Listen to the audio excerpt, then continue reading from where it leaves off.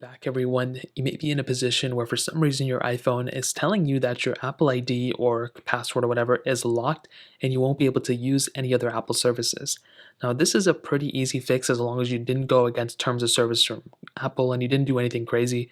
So if you make your way over to, you don't have to do it, just read this from this website.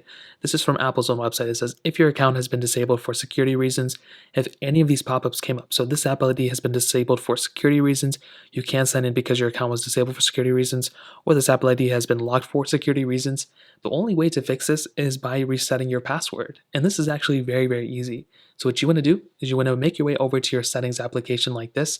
Up top, you'll be able to see your iCloud account.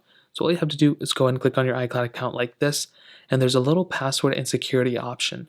So all you want to do is click on password and security right here, and it'll probably prompt you to type in your existing password, so go ahead and do so. Now, when you do that up top, you will see a little option that says change password. So all you have to do at this point is click on change password right here, and you will be able to type in the brand new password that you want to go ahead and set up. Now, per Apple's website, they say that as soon as you do that, you should be good to go and you'll be able to pretty much use all of Apple services.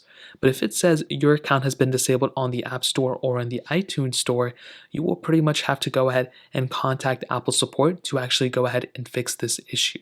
So in order to do that, what I would recommend doing is either typing in on Google like fix Apple ID locked like I did, click on the first link, scroll down to here and click contact Apple support, and you'll be able to come straight into here and message with Apple and pretty much troubleshoot the specific error. Because if you're having this issue, and if you probably went against their terms of service, you're probably going to have to talk to somebody, and this is probably the best way to go about doing it. So that's pretty much it. That's how to fix this issue. If you guys have any other questions or anything like that, let me know in the comment section below. Hit the like button, that would mean so much, but definitely hit that subscribe button. More importantly than everything else, I love every single one of you guys. Hopefully I'll catch you guys in the next video. Peace out till then.